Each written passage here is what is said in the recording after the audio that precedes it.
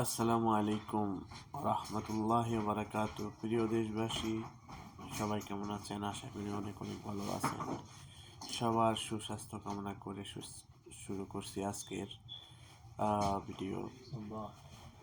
আজকের বিষয়টা হলো আইন শৃঙ্খলা বাহিনীর অনেক অবনতির কিছু বিষয় আলোচনা করব। আসলে বর্তমান সময়ে দেখতেছি যে আইন শৃঙ্খলা বাহিনীর অনেক অবনতি হয়েছে। তো আইন শৃঙ্খলা বাহিনী বর্তমানে যারা আছেন, শেখ হাসিনার সময়ও তারাই ছিলেন। হয়তো কিছু কুলাঙ্গার ছিল যারা বর্তমানে দেশ থেকে পালিয়ে গেছে বা দেশের মধ্যে গা ঢাকা দিয়ে আছে। তো বিশেষ করে যারা সততার সাথে তখনও তাদের ডিউটি পালন করেছেন, এখনও তাদের ডিউটি পালন করছেন, তো যদি সেই পুলিশ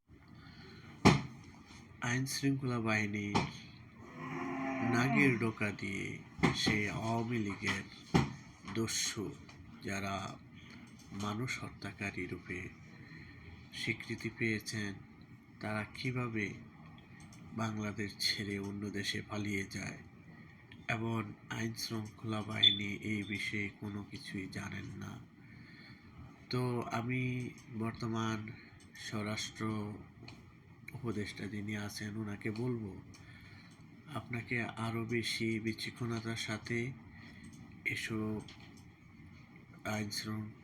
আইন শৃঙ্খলা বাহিনীর তদারকি বাড়াতে হবে এবং তাদের উপর ক্ষীণ দৃষ্টি রাখতে হবে যে তারা যথাযথভাবে দেশের স্বার্থে কাজ করছে কিনা, নাকি কোনো একটা নিষিদ্ধ সংগঠনের মদতে এখনও তারা তাদেরকে সহযোগিতা করার জন্য নিহিত আছেন।